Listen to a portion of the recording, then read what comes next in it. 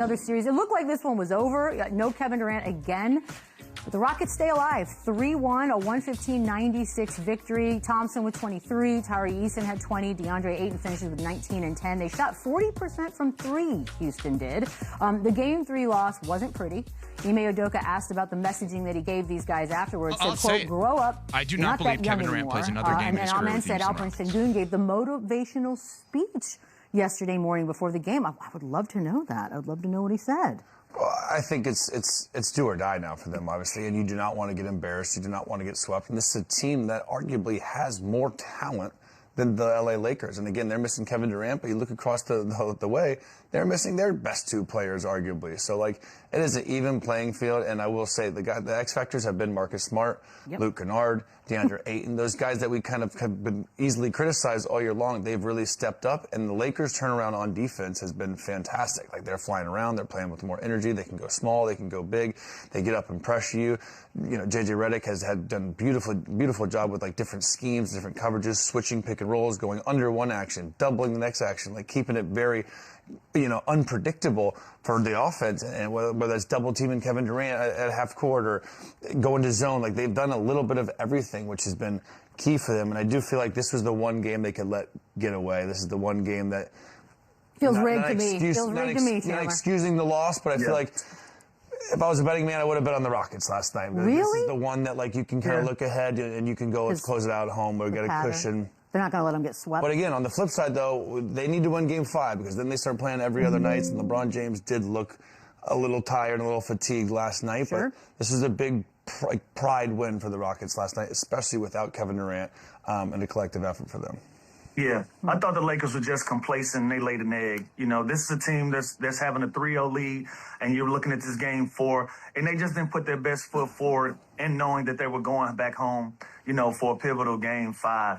I thought Marcus Smart, who's been brilliant during this series, Luke Kennard, who's been brilliant during this series, they just didn't have that impact that they've had in the previous games. They're going to need those guys to step up and be big contributors moving forward in this series, especially if they don't want this thing to get interesting and they want to just close it out at home and make this a gentleman's sweep and finish 4-1. But for me, it was about those two guys. It wasn't about LeBron to me last night. LeBron is going to be LeBron. We can say that he was tired or whatever, but when it comes to Marcus Smart, Luke Kennard, those have been the guys that's pushed this team forward, that's gotten them over the hump in those games. They didn't make a three between the two of them collectively. That has to change, and they got to have a bigger impact for them to close it out at home. Yeah. By the way, the LeBron part of it, the beauty and the curse of LeBron and how long he's played and his age and all that is that when he does amazing things, we're like, oh my gosh, can you believe it? But then if he has an off night like he did, they're like, uh-oh. Age is catching up to him. It's just one game. Yeah. I think you got to look at the big picture of the playoffs and how dominant he's been and how great he's looked. And I will say he's taken some spills. They're playing physical with him. But the only thing that concerns me a little bit is the lack of rest that he will get as this series goes on. So I think it's pivotal that they win Game 5 because, again, then we're talking just one day in between Game 6 and Game 7. But, again, this is LeBron James. He completely proves people wrong. Each and every game, each and every day, he's been great. I'd like to think that if they do happen to lose Game 5, Austin Reeves will probably come back Game 6 for a little boost there. Hopefully, because I don't think they're going to want to let this get too far and, again, go to Game 6 or 7. But they've been the better team all series long. Kevin Durant's, I think, officially out, right? Dude, what is the deal with Kevin Durant? Why was he not even on the bench for Game 3? Talk to me about this. It feels Well, what's weird to me is when they asked about his teammates, and his teammates say they don't know. That was the only concerning part for me is when, Amin Thompson was I don't know. I don't know if they're not trying to make it a big deal or what, but there's a disconnect, maybe? A little disconnect there. It can be a lot at play here. I've seen it all. I've seen some guys just flat out not show up. I've seen some guys that prefer to sit in the locker room and watch games, and I've also experienced, personally myself, where you're doing treatment in the back during the games because you don't want to waste that time. You're steady working, around the clock trying to get back on the court. I don't know what the scenario is for Kevin Durant, but usually in these scenarios, you see a guy pop his head out at least a quarter or whatever and then go back to the back and complete treatment or whatever you have. I don't know what it is. it also was interesting that his teammates didn't know what was going on and nobody kind of stuck up for him. But at the end of the day, he wasn't on the court. It didn't matter. He had nothing to do with the outcome of this game, so we can make it a big deal, but this is the playoffs and everything matters. And like I said, everything is under a microscope. But, I've seen every scenario under the sun when it comes to this type of stuff. I'll say this. It makes more sense in like a Game 5 situation that he wouldn't travel with the team because he's back in Houston rehabbing, getting stuff, and like he might blow up and might swell on the flight.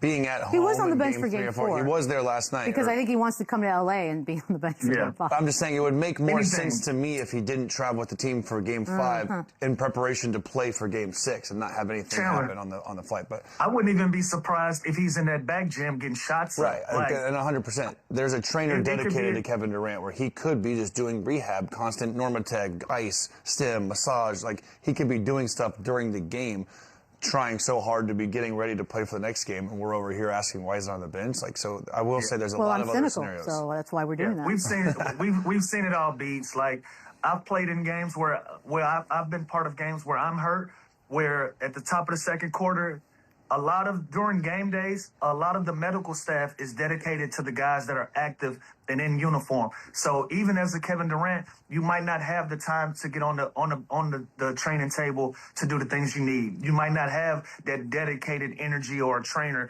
that you need. But once the game starts, one of those guys might come with you, and that's where you start your treatment, and that's where you start your work. Now that you have the guys that are active out on the floor, and they don't need that time and that energy. I've seen it all. I'm going to guess that's what was going on. But, again, it was kind of different for his teammates to say, I don't know where he is, Didn't love that. Not a great look. Yeah. DeAndre Ayton, by the way, was ejected in the second half because of a flagrant 2 hit on Sengun.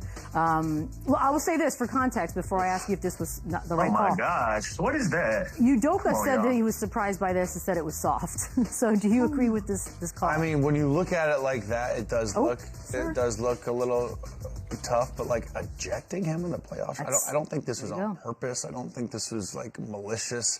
Again, when you slow it down like that, even Sengun, I think, says he was surprised, right? Like he No, Ime said.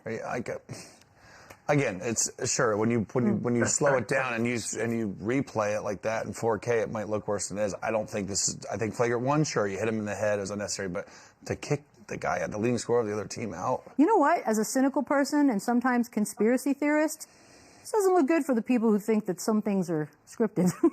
This is where the replay thing gets tricky for me.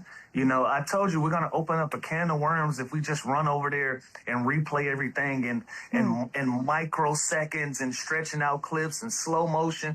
Like in real time, this looked like a normal foul or play on. But the minute that you go over to the replay, and then the crowd can be able to react, and you can slow it down, and everybody makes it like that looks crazy based on the slow motion, right? But if we speed this thing up and we see it in real time, everybody is playing on, and it's nothing.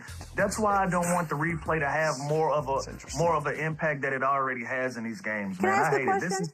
This is weak to me. If I get hit in the back of the head, why am I grabbing the front of my face?